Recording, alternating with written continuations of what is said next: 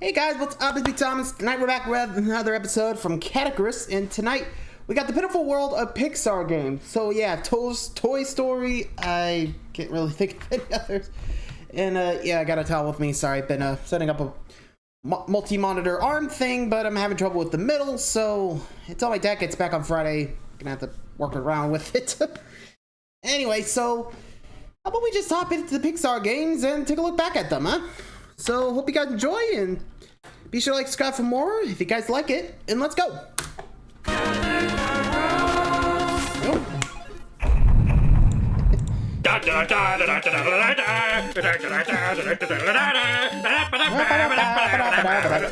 Son? What? Son? Son? Oh. What Son, is yeah. that, son? What's going on? Oh, What? But this isn't right. The bricks outside can't be gone. I mean, we just got married. Oh yeah, last episode. And they took my wallet! You know what? Oops. I don't believe you're gone. I reckon you're still out They there. played ya, buddy. And I Hate think to tell ya. once everybody's let their guard down, you'll pounce from your hiding place and crash down and flatten everybody. Oh, damn, I forgot. I'm one step ahead of you, there Bricks. you go. Yeah, you're not There going you to go. catch me out. No way. Knockdown may be lifted, but I don't buy it for a second. No, you're going to cover it. Let's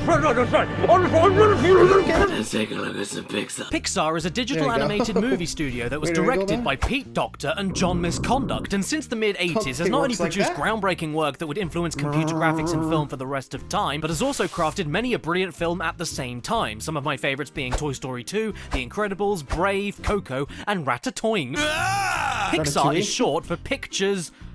Animated. but that doesn't mean that pictures are the only thing that they've attached their name to. Even as early as their first animated feature, Toy Story, Pixar all of a sudden felt like a farmer the size of a house and were ready to sear their brand onto every submissive cow that wanted to be milked, and one of those cows was video games. Yes, just like with DreamWorks Animation Studios, the very second that Pixar saw any ounce of success, which just so was happened their to be with their first first ever movie. movie, the video game tie-ins were That's sure to ironic. follow, ready to milk all of the kids.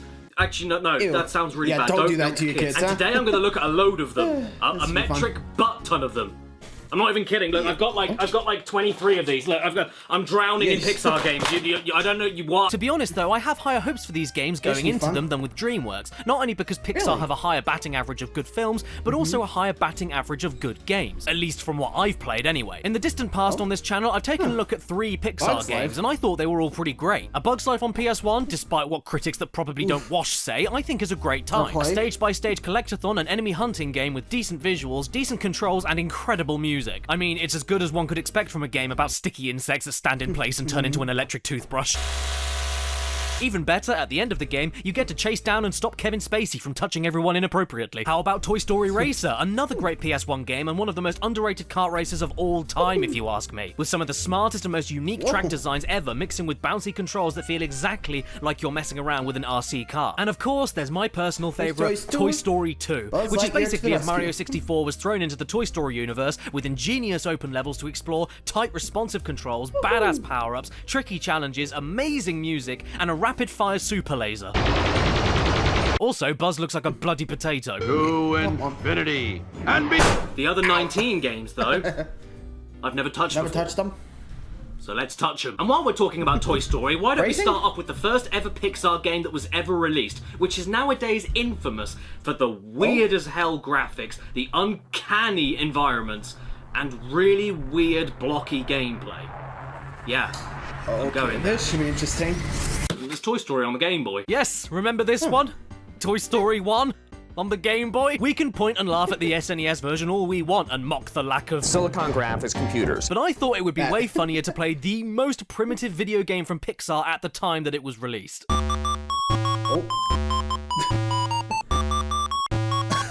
Okay. This is more frightening than any horror game I've ever played. And you know what? I should have just stayed on the menu, because as soon as the game starts, it gets that supposed worse. to be? How do you put this diabolical waste onto a Game Boy? This is how you do it. If Donkey Kong was played by Tom Hanks and then got run over by a steamroller, you get Toy Story on the Game Boy. Oh my god, this is so rancid that there isn't even a So word slow. for it. The controls are really bloody loose as well, but hey, what are we even doing here? Because I don't know. As it turns out, the goal of level 1 is to find a bucket hidden in the stage, open it, and then watch it start shitting. After that, you head off to look for a radio and knock it down to the floor. Oh. Hey. Hey, Ham. You okay there, Ham? This is one of the most mangled things I've ever seen. Why didn't they just do their own art style instead of taking the entire SNES game's graphics and trying to squeeze it all into a creamy brick? Just look at this aggressive amount of green. It's hurting my eyes. Do we need to call child services? Does Andy live in mold? These controls, I can't even begin to explain them. They're just completely... Ah! Hey, What? okay, hi. That's it. The level's over. Woody, are you okay? Do I need to call an ambulance? Anyway, sorry, the controls. Yeah, I mean, I know you can't feel the controls watching this video, but I'm sure you can get the correct idea by just looking at this footage. This isn't Toy Story, it's Alien. Not just because of the green and black everywhere, but because we float around so much we must be in space. And no one can hear you scream. Just you try and do anything in this game. Just you try. Swinging by a grapple? Nope. Jumping upwards through platforms? Nope. Timing your jumps to pump a balloon at the right time to launch moving toys into a box? Nope. And can I just ask, what is it with this game and excrement? Rex, you look like a gnarled up turd, and I'm really not a fan of your running animation. In fact, all of the animations in this game are buggered. What's going on here? Why is Buzz swimming in midair, and why is he splayed and waiting suggestively for me on the bed? Is it because I'm Woody? These levels go on forever, man. Look at this. How ridiculous is this? How big is Andy's room? Does he live in one giant corridor? What kind of kid is Andy anyway? Why does he have 1 million copies of the board game Drafts? And why is he obsessed with this single book called The Fishman? Well, whatever kind of kid he is, he's the same kind of kid who thinks the alphabet goes why? Oh, by the way, did any of you guys ever see the posters for the SNES and Genesis versions of Toy Story? Well, if you thought the Game Boy version was horrifying enough, then I don't think you'll be able to cope with some of these posters from back in the day. Play the game. Okay. I'm sorry, Daddy. Well, that was horrible, wasn't it? So I suppose it's time for us to move on to the next game I'm going to be looking at. It's another Toy Story game at least, so maybe it'll be a lot better. Well, we'll see. Get ready, everybody, for Toy Story on the Zizzle. Zizzle? Yeah, the Zizzle. What? You don't remember the Zizzle? It's a classic. No, it's not an overweight calculator, it's a video game system. And my god, is it a video game system? First off, it's called a Zizzle. That's not a game console. That's what a sausage does in a frying pan. Secondly, who designed this plastic shell? And thirdly, where is the demon that they summoned after they designed it? Buzz looks like a burn victim and Woody looks like he just survived Chernobyl. And this would be bad enough. But then you turn them around and look at them from the side. Oh. And these ugly skin grafts attached to this bulky chunk of plastic is not where the horror ends. Because you turn the thing on and... Select mission. It speaks. And oh boy, does it speak. On this so-called Zizzle, you get a total of 5 missions to play, while holding the system with your left finger poking into Buzz's armpit. And as for Woody... we don't talk about Woody. And this is what the missions are. Mission 1, you move left and right to catch aliens. Mission 2, you press 1 button to do a jump every so often. Mission 3, you hold left and right while hitting 2 buttons to do high and low attacks against other toys flying towards you. Easily the most challenging and mechanically complex game on the Zizzle. Mission 4, you move left and right to cross a busy road while avoiding cars. And Mission 5, in the saddest thing I've ever seen, all you do is scroll through 4 things you can make Buzz do and press a button to make him do them. You can put his helmet on and take it off, fire his laser, open up his wings, and make him talk. I am Buzz Lightyear. This mission clearly only exists for those poor saps of kids that weren't lucky enough to get an actual Buzz Lightyear toy back in the day. This was their substitute. Don't worry, kids, you don't need any of this. You've got the Zizzle. It's basically the same thing. Cheapskates. What are you doing now? Ow. Oh! Okay, you want to explain that? Oh, why did you do that? You tell me, you did it yourself. Well, you know what? This was worse. Okay, then hopefully I can feel a bit Scare better Island after I now? revisit a game I replayed countless times as a kid. Monsters Inc. Scare Island on the PS2. This is, in fact, the same game as the PS1 Monsters Inc. game that I know a load of people played when they were younger. I think it was called Screen Team. But to be honest, I never played that one, and I didn't even know it had a PS1 version until I got a demo disc for it long after I finished the PS2 version. It's the same game essentially, it just looks better and runs smoother. But better graphics or not, God help me, it doesn't do much for Scare Island. Waternoose looks like a raisin, and Sully here has more teeth than face. Again, PS2 graphics. Onto the training mode then, and who do I pick? Well, based entirely on the way that they walk, I'm not a fan of Sully's extending stretchy neck, so I guess I'm gonna have to pick Mike. I think I made the wrong choice. I wonder what happens if you pick Sully. Hey, I'm the monster. Oh, you are? Get I monster. didn't notice. This training mode sucks, no other word for it. I get that it's a tutorial to ease younger players into the game, but this goes on for way too long since each room of the stage goes over every individual move you have. There's a room for jumping and a separate room for double jumping. That's how redundant this whole thing is. And in every single room, you get to listen to Roz talk at you. And after a while, she starts to sound like a massive sneeze. So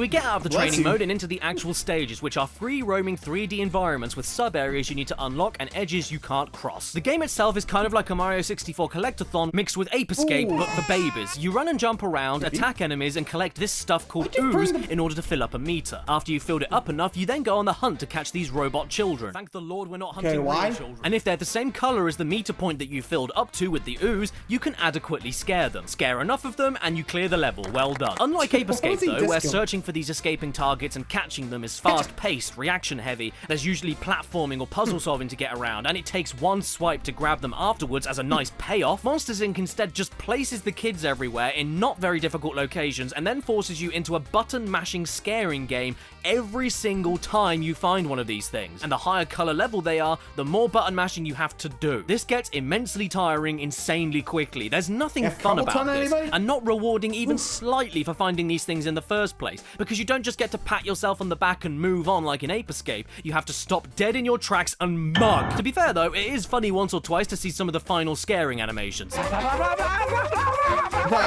In fact, while we're here, was I the only person in the world that thought it was completely backwards in the movie that Sully was considered the scary one and Mike was considered the funny one? This thing is freakish. Why aren't kids scared of him? Look at him. The worst that Sully can do in this game is... Okay, fair enough, he's pretty scary. The facial animations aren't the only things I'm not too sure about on the production value, though. It's all over the place throughout the game. Check out these water physics. It looks like they're trying to escape the game. Sometimes the models look absolutely fine, and sometimes they make me want to off myself. And they also reuse the same victory animations for the monsters when they grab the main medal collectibles of the game, which is fine, but these animations are in sync with one specific line of dialogue, and the characters say different lines for different medals. So where this is perfectly fine, not bad for a guy with one eye. This just looks dumb. Who's the monster? I'm sorry, how does it go? Who's the monster? For a nice bit of replayability, as you go through the game, you unlock more tools to use to access areas you couldn't get to before. And if you quit a level, thankfully, the amount of ooze and other collectibles you got on the level is stored, making the dashes towards the final collectibles and children to scare much easier. And check this out, you even get to race Randall as a makeshift boss battle, and these bits are really fun, I'm not gonna lie. Hey, you're more of a challenge than I thought. Yeah? Well, you're more toothed than I thought. I'm getting restless now. I want to go outside. The weather's lovely out there. Imagine what I could do. I could run through the hills or fly a kite. Now why would you want to do that? Oh, what did I eat last night? You've already got a kite, Caddy. I'm here. You're not what I had in mind. Fly me, cats, fly me. Can you please calm down? I need wind. What do you want me to do? Okay, sheesh. Blow on you? Please, anything will do, anything. I just want to feel alive again. Oh okay, no! now The he's kite Finding turned Nemo. into Finding Nemo on the GameCube. My first impressions with this game are not all that bad, actually. This visual design is very appealing. I mean, this was made by Traveller's Tales, who have been known for quality when it comes to Pixar games. And the first level of this game is... Going to school. Gee whiz, Papa Bear! We start the game off with a cutscene from the movie featuring a child physically assaulting his father. Come on, Business! And then we get to swim around like nothing ever happened. It's just our little secret. Watch me swim over to that coral. Why don't you try to swim through all those rings of bubbles on the way? Oh, Okay. I remember my first day of school. He And said my that. dad asking me that. We get to see the two main types of gameplay here. Side-scrolling linear segments with a few side paths to explore, and on-rails swimming segments with obstacles to avoid. We aren't given much time in these Or in this parts though case, before just we're bubbles. introduced to some more characters. Hi, I'm Tad. I'm obnoxious. Hey there, Nemo. Nice to meet you. I'm a twat. This game takes you through the events of the movie in a style very similar to the underwater segments from Crash 3. In fact, Finding Nemo in this sense reminds me a lot of the Shark Tale game, except it doesn't make me want to Better? kick my dog. Luckily, this is 10 times better in terms of controls and mechanics, and Finding Nemo doesn't try to do a million different gameplay styles at once, making it more focused, easier to understand, and way more enjoyable. Fair. The presentation, though, is the best bit. There's all these neat attentions to detail, like being able to dive out of the surface of the water, which serves no purpose whatsoever, but you can just do it have if you fun. want to. And the character animations in general are pretty great, especially when you're performing a certain move. Although I don't like it when Marlin tries to kiss me, I'm not a fan of that. These good Right off. visuals, though, come at a cost. A high cost at that. Let me guess, Like, performance-wise? £15. This is one of the worst performing games I think I've ever seen, and I've played Shrek Extra Large. I swear I can hear the GameCube practically catching fire trying to run this. If we aren't careful, the fish in here might cook over and we can have them with chips. Look at this shit, it's terrible. The music though, damn, it's really good. In fact, for a level about going to school, it's surprisingly epic. Yeah, it definitely had a place. But hey, gets you excited about learning though. This almost makes me want to learn. Oh, you made me eat! Don't ever say that Please to me don't say that again. Each again. level has you doing a few different missions while getting to the end, similar to how A Bug's Life on PS1 handled it. And look at that, it was the same developers, aren't I a dick? Traumatized. Oh, are you using the Kinect there? I have severe panic anxiety. Some of these missions are collectathon related, some are based around finishing mini-games in a certain way, like winning a race or something, and whenever you complete them, they all end like this. I mean, in comparison to other Disney Traveler's Tales games, this is way too simple. This is an easy kids game, but it isn't the worst thing ever. I just wish it ran better. Or should I say, swam better. There you go. You live in what kind of home? You live in an enema? Do we need to remove it? It controls good, it looks good, the soundtrack is incredible for missions that are so mundane, but I can't keep playing this. The performance is worse than the last time I was in bed. It makes most of what you do practically unplayable, so I think I'll end things off with a glitch where I ended up winning a starfish by dying. Or just failing. Yay! I did it! You are now dreaming. Nice, isn't it? I'm Wanna back. know why? Because this dream is sponsored by ExpressVPN. You know what I've been doing a lot during there it is, lockdown? spawns. Sleeping. And while I'm sleeping, I have nightmares. Nightmares about this man. What's he doing? He's hacking your mainframe. God damn. Well, how are we going to stop this? Well, with ExpressVPN. And VPN stands for Violet, please, no! ExpressVPN is a service that encrypts and protects your online data to keep you completely safe whenever you browse, shop, or game online. And it's one that I've been using for as long as I can remember. Not only for creating a barrier between myself and malicious people trying to get access to my information, but for unlocking region-locked videos on YouTube, Netflix, and countless other sites. Did you know that I live in Venezuela? Well, I don't, but you can use ExpressVPN to pretend that you do. Your IP address is then safe, your passwords are safe, and your wallet is safe. Just go to the description below to expressvpn.com/caddy and you can find out how to get 3 months of this incredible service for free. Yes, for free. You can pretend that you're in freezing cold Canada for 3 months. Actually, speaking of freezing cold. Kids, I found dinner! Huh? And the Incredibles. How did these get in here? Frozone, I guess. Or it's Super Soup.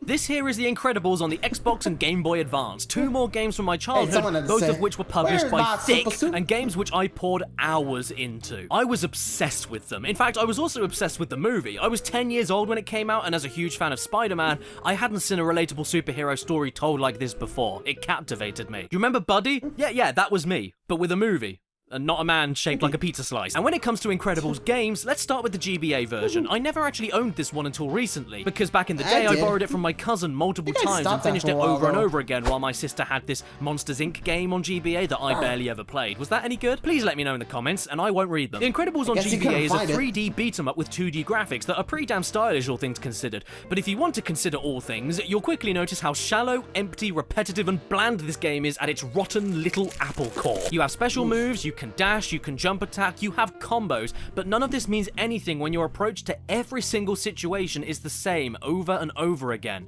which is then topped off by the enemies being copied and pasted exactly the same over and over again. By the way, these guns, they're not fun to deal with. They can get stuck. Hang on, what is this old woman doing hanging out on the roof of a skyscraper? Oh, what's that? This guy's gonna jump to his death? Well, if this face was coming at me, I'd want to jump too. Incredibles on the GBA is a distraction at best and boring at worst. You can't even save your progress and can only use passwords. Yes, in 2004, this is pretty pathetic. Wait. How did they get away with that as a password? And now we're on to the Xbox version, clearly and obviously the better game between the two, and the one that I spent the most time on as a young'un. You get to do all the things that superheroes do, like beat up bad guys, roll around in a force-field ball at 1,000,000 miles an hour to knock down guards and solve physics puzzles, turn invisible, try to get sticky bombs off of capes without actually trying to get the sticky bombs off of capes, race the school bus to school in the middle of broad daylight when you're supposed to be hidden under cover, save all of the civilians that look like ducks, and get to the scene of the crime just in time for your chin to save the day. Just like the GBA version, this is a beat-em-up game, but just way more varied, interesting, explorative, and there's more powers to use, more platforming, and I mean, it's on the Xbox, look at it. You also get to crush people under steel girders in a kid's game. The game looks pretty good for an Xbox title, you know, except for Mr. Incredible's crouching animation. And for some reason, there are quite a lot of graphical oddities and texture glitches in this game. The cars have metal nipples. Maybe it's because I'm playing this on the Xbox 360, but I don't know, man. Some of these things just feel like they're part of the game to me. Let's take a look and see what's on the other side. Oh, don't worry, Elastigirl. I know what's on the other side. Your husband's deconstructed face! This is the greatest graphical bug I've ever seen, and it's absolutely terrifying. Not only does the wall dress up as Mr. Incredible, but the floor does, and even entire skyscrapers. Look at this. I know Mr. Incredible is big, but he's not that big. Sadly, though, for as much as I loved this game as a tot, especially the violent and dash ball rolling stage, it can be pretty tiring in places. The combat is nothing special at all, and there's way too many grouped enemy encounters that require standing around and waiting for more waves to appear before you can move on. And with instances like these battle tank mini bosses, the amount of waiting you have to do just to get an attempt to hit them 1 time out of 3 is agonizing. But it's okay, because with the cheat code SAS mode, you can jack up the speed of the game to 300% and make it utterly unplayable. But at least waiting isn't a problem anymore. Speaking of speed, the best bit of the game will always be the fact that you can control a speeding child and get run over by cars. Yes, I did it! Average speed 147 miles per hour, I ran for 13 miles, and I burned 187 calories. I did all of this and burned off the same amount of calories as a Kinder Egg. Exercise is a lie. But don't leave your seats just yet. You can run into that moving truck anytime you want, because right now, we haven't even pierced the skin of the cream. Did you know that before the Incredibles 2 movie released in 2018, there was another Incredibles 2 that was actually treated like the official canonical sequel to the original movie called Rise of the Underminer for the Xbox? Look, I personally love the movie, but no matter how you felt about the sequel that we eventually got, I think Doc Sick would have been better than this game. But hey, at least we get to play as Frozone this time, which is great because he finally found his super suit! This is a 2-player...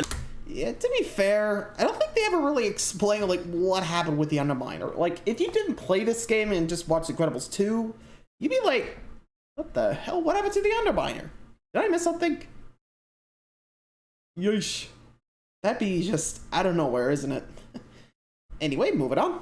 A linear 3D beat-em-up once again, with the single-player mode allowing you to switch characters whenever you want, and the first level of this game shows you absolutely everything you are going to be seeing and doing for the next 4 hours. Production-wise and gameplay-wise, it's all spread on you right here like an invasive swab test in the first stage, and it never gets any better or changes even remotely as it goes on. You hit robots in brown and grey tunnels with basic attacks and occasional special attacks, you hit robots in brown and grey tunnels with basic attacks and occasional special attacks, and you hit robots in brown and grey tunnels with basic attacks and occasional special attacks. Sorry to be redundant just to make a point, but this game doesn't seem to have a point, so I'm making up any point that I can. Just look at this. This is level 1, and the most impressive the visuals get. And even then, it still completely ignores the laws of sound.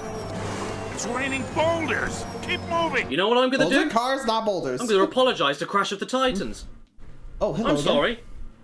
I thought that you were the most mind-numbing and tedious button masher I've ever played. But this? Have you seen this? This is a stain in the pants of God! Sure, the basics of the game are the same as the first Incredibles, running, jumping, and attacking, but in comparison, this is soul-destroying. Unlike the first game, you can't explore around these areas. There's no branching paths, you're outright punished for thinking outside of the box, and the upgrades you can buy with XP points just end up making the same 4 moves you already do hit a little bit harder. Speaking of, do you like robots? Do you like these robots? Well, I hope you do, because they are everywhere from the start all the way to the end. Shamelessly copied and pasted all over the place. And strategies to fighting them amount to hitting them very quickly or sitting there like a dope and waiting for them. Oh, and also, when you play on your own, the partner AI is a little bit I got so bored of this game that I actually ended up using cheat codes to unlock every level just to see if things improve later on. Let me guess, no? And no, they don't. Believe it or not, I'm not showing you the same level over and over again. Aside from like one ice level, every single stage is you fighting robots in a brown hole. Yeah, I'm gonna put this game in my brown hole. The Incredibles Rise of the Underminer. Why the hell is this game even called that? The Underminer never goes above the ground. He doesn't rise in this game. This should have been called The Incredibles Compost. At least the first game, for as flawed as it is, allows you to discover secrets, do more platforming, solve puzzles, control multiple characters with different playstyles, and lets you smash up enemies. This is just running and punching over and over again. And if that wasn't enough, these robot villains that talk to you are some of the worst I've ever seen. Focus all those forces to reverse the poles and flip the whole planet. I was ordered to make 100 giant Gilganbots. The skies will be filled with dirt, and the sun will become a distant memory. Oh, sorry, I didn't realize you were talking. I was busy watching paint dry. By the way, why does your helmet have a hairy egg in it? Who cares? Because now we have an Xbox 360 game based on a movie where two female cars flash their headlights. Rated E for wet. Make your friends eat your dust. Oh boy, I've always wanted to do that. Okay. On my 12th birthday, I actually got Cars the video game on the PSP. And honestly, I remember liking it. Problem is though, this is not a port of the Xbox 360 version, so I'm going to keep my expectations pretty low. Contains no sex. Aww. We start the game off with a dream sequence where we have to do a race, because this is called Cars, and that is what cars do. They can't play chess. And the racing mechanics here are... they aren't the worst I've ever played, but I don't think I can call them good either. I mean, check out this power slide. Yes, that was me holding the slide button and steering at the same time. It's absolutely useless. Here is what power sliding is good for. Do you want to turn? Or do you want to turn? We finish off the dream and get an amazing idea to start up our own local Grand Prix because we're bored. He wants you to meet him out at Willie's Butte later? Excuse me, I am not going near anyone's Willie's Butte. The real game starts off and Mac is staring right up the back end of Lightning McQueen. Hey, ideo, buddy-o. Oh no, I think he likes my Willie's Butte. Okay, apparently there's a hub world in this game. I wasn't expecting that at all. What the hell am I supposed to be doing in here? Jesus roadkill! What the hell, game? You said there was no violence. Well, hey, at least I can crash into Mater. That's all I've ever wanted to do. This overworld system is downright bad. Check it. You need to drive around to find your next race, and if you want bonus points for some reason, you can collect these things here. But there are no guideposts anywhere, and the minimap does a pathetic job at not only showing you what kind of missions are available, but if you've even completed them or not, leading me to do the exact same dream sequence race I already did by complete bloody accident all over again, and then I ended up mistakenly changing my look into a car dressed in 80s fitness spandex. Hey, if it's your thing, Godspeed. So I finally find my next race, and I said out loud to myself, wow, because, ooh, these physics must have been sent to us by false gods. The controls here, despite driving on the dirt, are rigid and strained. There's no sense of slipping or sliding to your steering. It just feels like you're driving a bus all the time. And yeah, did I mention the physics? Because they're here, and they're like a drunk auntie at the Christmas party that no one likes. This hub world, man, I can't describe how awful it is. Taking aside all the map issues and backwards roundabout mission selection system, it's empty, dull, muted in the colors, and I get it, it's a desert, but if it was going to be this bland, I would have preferred a selection screen, especially since most of the races I did were mostly also set in the same goddamn desert. This adds nothing but wasted time to the game, and with so many awkward and cramped and tiny side bits to find items in, that's where you're really going to feel the controls struggle. Does it look like I'm having fun here? Look at the turning circle, I'm braking here too. Am I a race car or a satellite? Oh my goodness, hello. And then if you go into first person mode, you're able to turn the game into Resident Evil 7. This is uncanny and quite scary, especially when you crash. Cars the movie, the video game. You told me there was nothing provocative in here. What's with all of this bare chest? You know what? The only single time I think the controls didn't suck was in this tractor tipping minigame where Mater is controlled entirely with the analog stick. And it makes you wonder, how does this rusty tub of crap move this responsively, and yet the car whose job it is to drive around in circles can barely turn left? Oh god, what's this? A power slide tutorial mission. Thank the Lord. Am I doing something wrong here? Please teach me. Nope. Nope, the game is just a stupid floppy, so I hope you don't mind, but I'm gonna leave right now before I go mad and kill someone. Wait for me! Yeah, did you know that Up had a video game tie-in? I didn't, and they made a version of it for the nut you can play with outside. And the game was made by... Arse Bozo Studio. Okay, so it's asking me for a name for my save file, but there's only so much I can put here because there's a 3-letter limit. So, I don't know, my name is... Yum. We start the game off with some FMV sequences that don't look too bad. I reckon this could trick kids into thinking this was from the movie. But then we see Russell walking into the room like an upright vacuum cleaner, and I'm immediately concerned. And as far as Carl goes, phew, he looks pretty bad. He definitely doesn't look like he does in the movie. He's a proper gilf there. But then again, I don't think I'd want to do that anyway, so... He's a good. Okay, somebody explain this to me. How does this guy, an ancient grieving pensioner, jump around like he's on a trampoline, climb up the sides of cliffs, and Indiana Jones his way across vines, yet he walks around like a crooked spider hungry for a dead bird? So yeah, ever wanted to play a game where you're an old man? Then Up on the PSP is the game for you. And to be fair, it is pretty accurate. If you wanted a cynical old fart simulator, you can play little competitive games with your kid and not let them win. Oh, what's that? You want to collect all the bugs? Well, I can smash them faster! And that's not all. You can ignore them as they cry for your help, run away from them as fast as possible so they can't keep up, and even push them into a load of spiky, jagged rocks. When you aren't doing that, you're playing the most basic partner-based puzzle platformer of all time that barely requires any thought. Carl? Are you okay there, Carl? As for the mechanics and controls, well, they don't even work half of the time. Like here, I get captured by this trap, get told to spam X in order to escape, but it never ever works, and I end up losing health and resetting the puzzle every single time. What am I doing wrong here? Aside from that, though, Up is painfully easy to the point of sleep-inducing. I know this is only stage 1, but this is a flat-out depressing-looking game. And when you start solving the... Hang on a second, Russell! How did you do that? We've got old men doing trapeze gymnastics and a small child who can throw adults over their shoulders. Am I playing Up or the Avengers? Don't get your hopes up, kid. That rotten wood is never going to be a canoe. Which is why I'm going to use it as a canoe right now. Jeez. My God, when did this game turn into a government warning about steroid abuse? How is Carl doing this? This is ridiculous. I can practically hear his spine mangling. You tap X over and over again to move forward and try to fit through tiny gaps with water physics stopping you and crocodiles in the way. Yeah, I'm done. This game is way too dull for me, so I'm stopping. Sorry, Up. You made me feel down. Bad joke! Ah, shut up. It was a better joke than naming your movie after a pun. Ratatouille. You get it? 'Cause he rat! We start the game off and we have the worst loading screen I've ever seen. It's nothing but a static chef's hat that doesn't do anything. Come on now. It moved. Need to wash up before I handle the food. So I begin the game running around on all fours with my hands, jumping about, getting a feel for my surroundings, and then... oh dear. You can't touch them. No. Oh my God, what's this? Is this a sniffing button? It is! It's a sniffing button! Who put this in the game? Who asked for a sniffing button? You smell nice. Okay, so far this game feels pretty aimless. I'm not exactly sure what I'm supposed to be doing. Oh wait, I get a reward for jumping on this handle? Awesome. Well... What a great reward. We got fall damage. Death. I don't know. Is this the way I'm supposed to go? Ah, look at that. I got an achievement for jumping on a stump. You're one of those games, aren't you? So now it's time for me to tailspin these cans away. Okie dokie.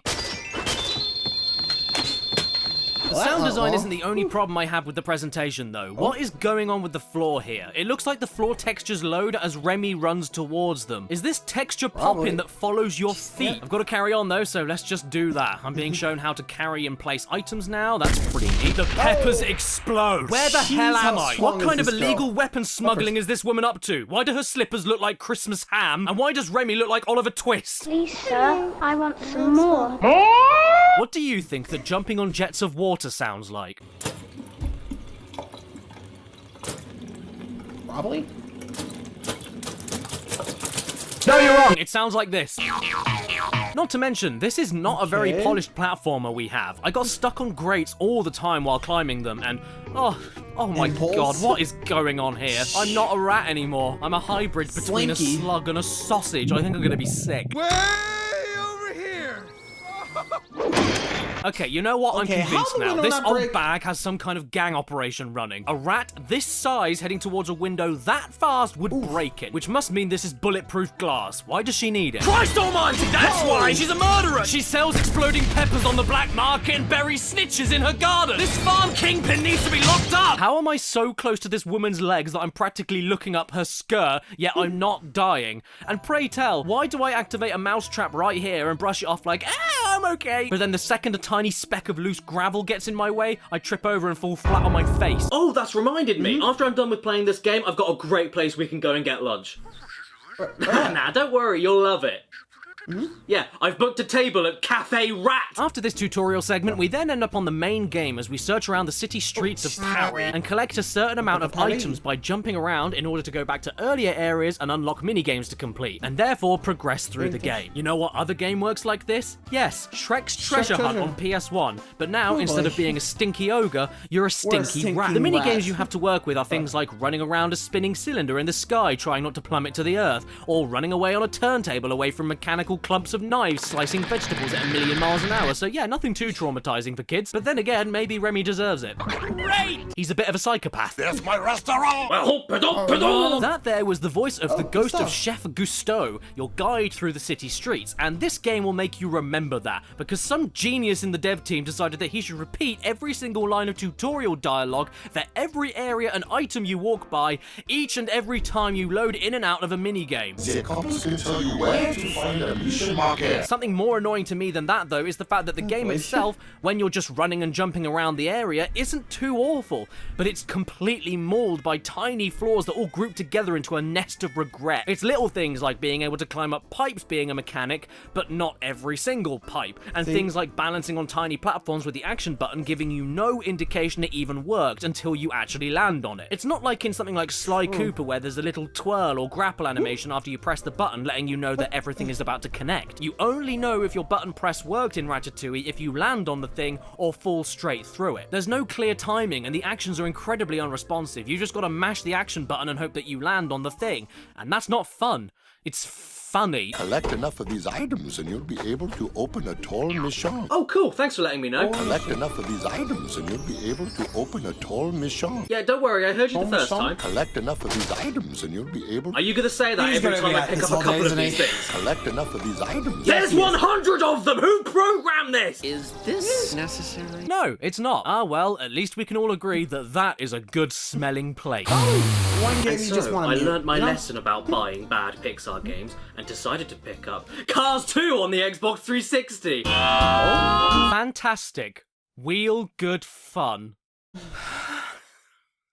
They just had to make that joke, didn't Where's they? my gun? The intro cutscene for Cars 2 shows us a rip-roaring chase sequence that's a funny, fun time for the whole family, and it ends with a cute little crash where a group of cars pile on top of each other and explode. Cars 2 begins with literal car genocide. They have thoughts and feelings, they have souls, and they are dead now. Their eyes are part of the tunnel. Cars is pretty messed up, isn't it? I mean, how much further do you think they'll go? Oh, hey kids, I'm Lightning McQueen and I'm on your willy. I was gonna pick Luigi for my playthrough here, seeing as for some reason he's faster than most of the other literal professional racing cars and yet looks like an old shoe. In the end though, I went with Lightning because I think he'll kill me if I don't. Once the game itself begins though, I'll be damned, it's actually alright. In fact, dare I say, this is a good racing game for kids and even for adults. No joke, I was totally ready to go into this and give it the mouth of Owen Wilson. Oh, wow. But I just can't bring myself to. This is a good game. It's not even vaguely the same as Cars 1 in terms of racing mechanics. This feels way more fleshed out and looks much more lively and vibrant with more tracks to race around that all look tons better than before. You've not only got a drifting system that's worth a damn, but also a load of new moves to use during the races that add a lot of risk and reward to what you're doing, and therefore makes every race interesting even when you're in front. You see, you have this new boost system down here that fills up whenever you take a risk and do some tricky stuff with the right stick.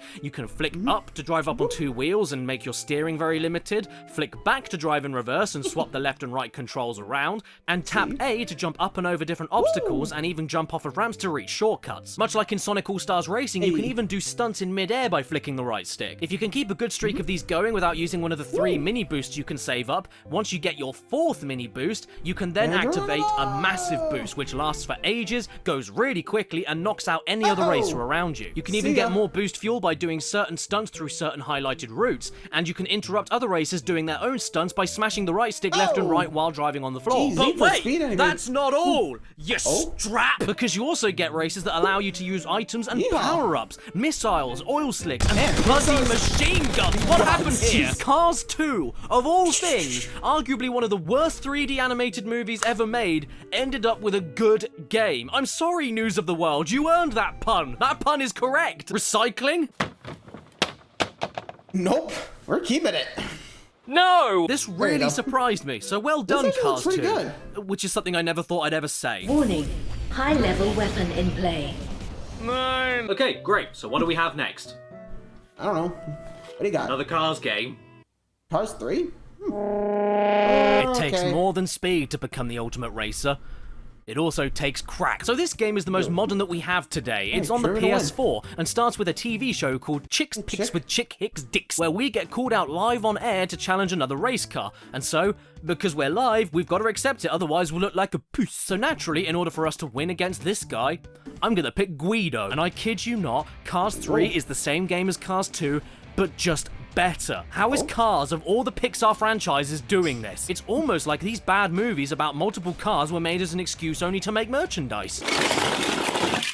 It works. And 12-year-old me agrees. In Cars 3, you've got the same power-ups, same good controls, same stunts, same weapons, and same turbo system. But now with loads more tracks that are way more visually varied, so many more types of race, and a much faster pace that allows you to pick the next event you want to do in a drop-down menu after each race, instead of loading back to a main menu after every single one. Being on the PS4, it also looks pretty damn gorgeous, to be honest. It runs smoother than the other games, and I mean, you can even customize the colors and accessories for the car you pick. I'm absolutely gobsmacked. The music is mostly filler background noise, to be fair, but other than that, this is a bona fide keeper. Even the track design is great, since there's like a million different ways to go, routes to take, shortcuts to discover, and because of that, it makes the computer players an actual challenge, even on normal difficulty. I nearly lost plenty of races because of the added challenge here. I'm amazed, I've got to be honest. But like all good things, unfortunately, they must eventually come to an end.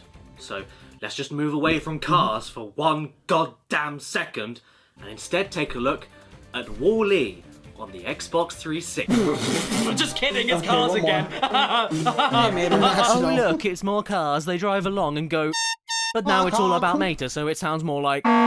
Who asked for this? What kid in the late 2000s was this desperate for a video game all about everyone's favourite character from the best Pixar movie of all time? Mater. I'll tell you who. A big old trollop. The first thing you see in this game is Mater himself with his face right up to the camera and his tongue sticking out. Remind me why anybody asked for this game? Oh, don't worry, I know. You want to know about this game? I'll tell you. It's Cars 1 again. Yes, I'm not pulling your jammies. This is the same bloody game as Cars 1, all the way down to the bony little finger. Same hub world, same objective markers, same races, same collectibles, except now we have missing sound effects for some reason. Oops. Disney, where dreams come true. The only things I can give Mater National some credit for are that firstly, you don't really play as Mater, so why'd you have to scare me like that? And secondly, the controls and physics are a little bit better than the first game. You actually slip and slide around the dirt like a rally car this time, and the power slide actually makes you drift a little bit. There's a pretty useful tight turning button, there's more mini games, there's a recharging boost system, and the map actually shows you what events are around you and which ones you've already completed. However, this is still pretty mindless stuff. You race on identical tracks over and over again with barely any different stipulations. I'm sorry, but I absolutely fail to believe that this battered up old hunk of beef overtook a racing car at the starting line. Next you'll be telling me that these cars have organs. Oh. They do. And if there's anyone out there who knows how to do the best single lap around everyone in town, it's Trollop. I'm a little bit concerned at all the adverts in this game, though. Shifty drug? What the hell do you think they sell there? Do you think they would help me leak less? Oh, hey there, car friend! Okay, yeah, I think I'm just about done here. I'm gonna move on to the next game. Oh my god, I'm a monster truck! This is horrifying. What madman put this in the game? Okay, in all seriousness, we're done now. Not because there's no more games of Cars, there's plenty of them, but I'm just sick of looking at all of them at this point. So why don't we move on to another slab of metal that's actually cute. Wall-E on the Xbox 360.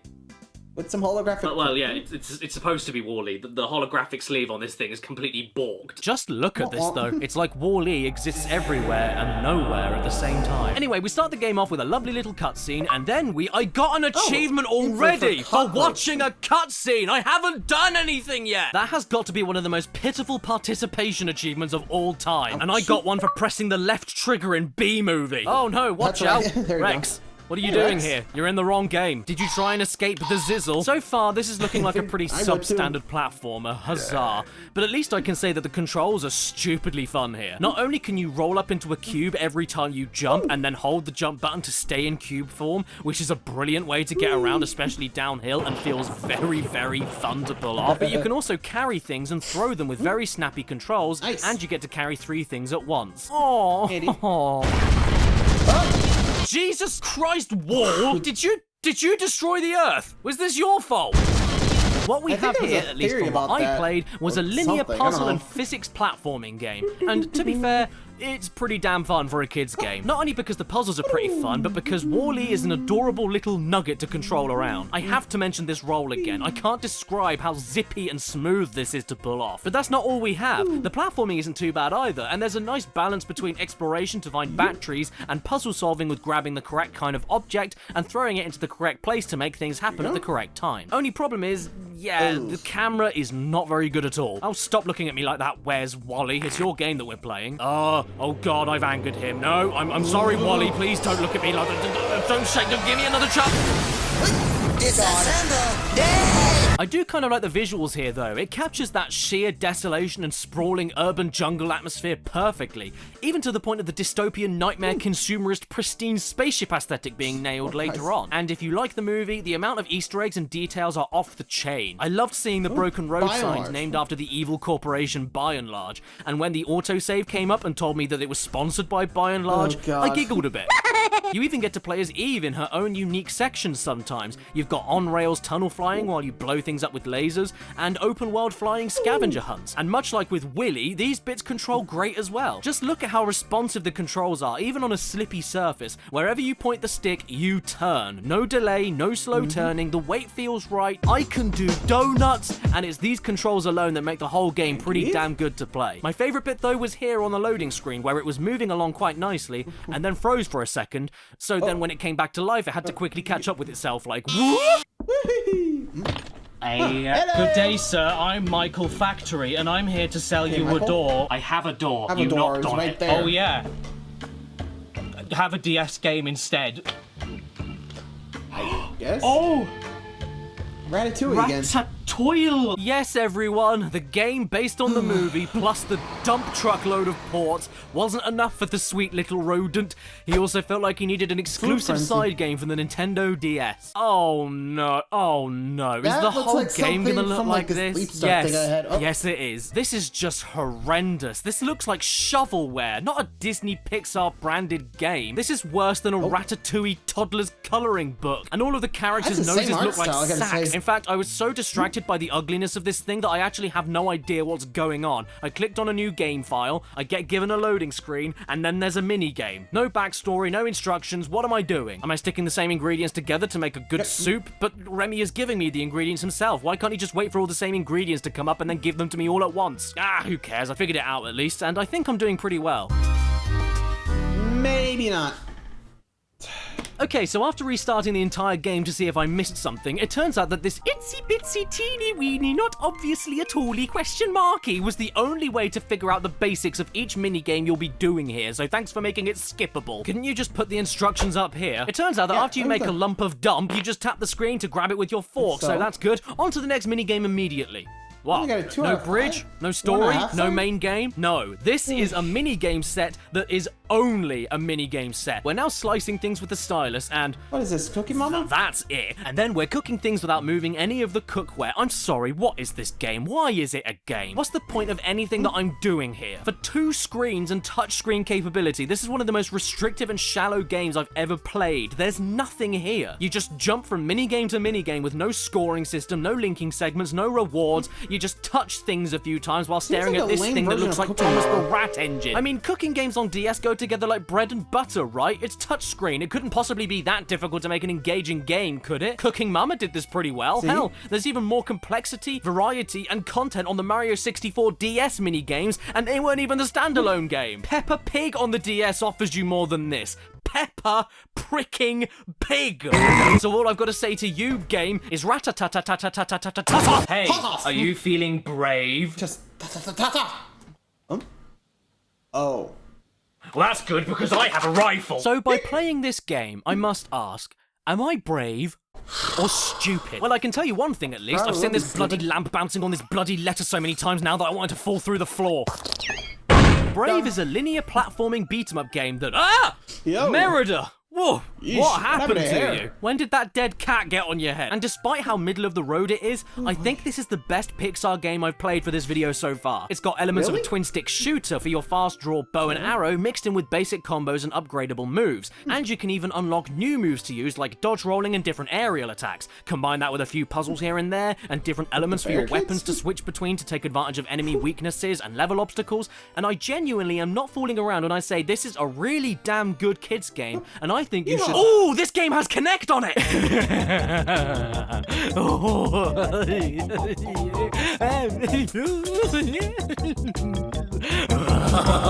Excuse me. What is going on with this bollocks? Kinect, help me please and answer me one question.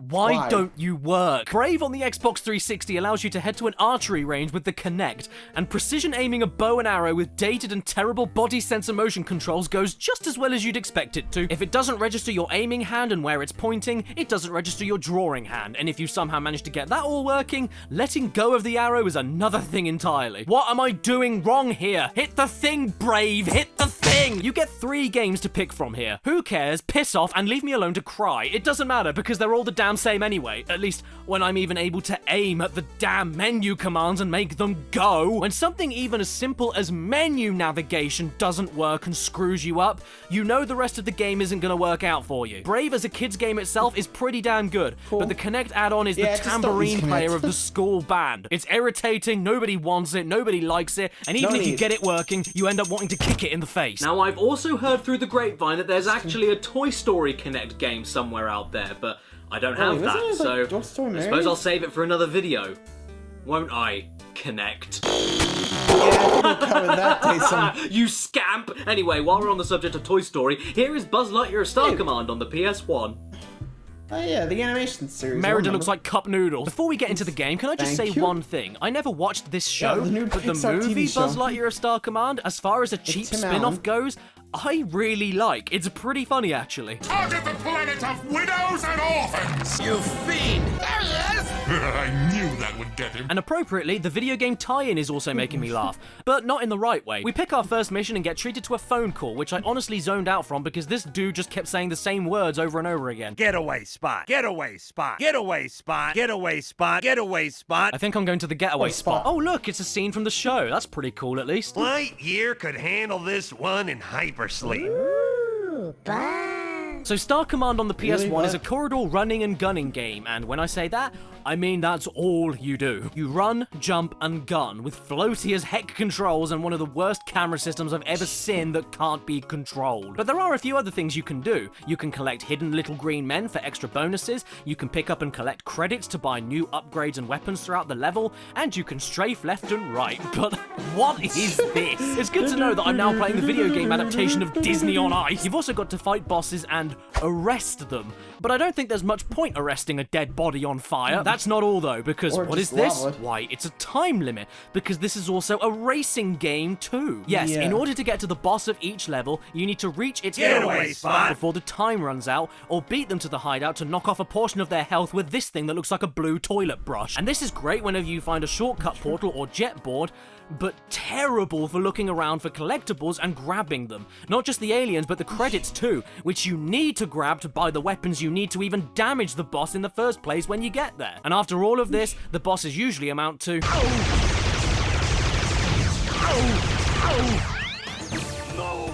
Absolutely brilliant. These two styles of gameplay are at odds with each other constantly in Star Command. You need to find the hidden things and collect enough credits to get extra medals in order to progress, but you also need to do that while not running out of time, meaning potentially rushing by basically everything, and you haven't really got a chance to let the game itself or its level design sink in, so if you have to retry it, you don't really remember where the best places to go are, where the best weapons are, where the collectibles are. It's just really messy. It's not awful, but I wouldn't exactly describe it as fun, and it's not that difficult, more just irritating. Not helped at all by the total lack of camera control and no weapon lock-on. What? Even when the levels do get a little bit more interesting, like on Planet Flambe, it doesn't give you breathing room to search around it or discover more interesting platforming or secrets, because otherwise you'll game over from being too far behind. Check out level 3 here, where I'm supposed to hit all of these bombs or else they'll detonate and destroy the whole level, but I'm given a jet board really early on because of how fast this joker is, so I ended up missing one of the bombs in the level as I was heading for a shortcut which I thought I was supposed to do,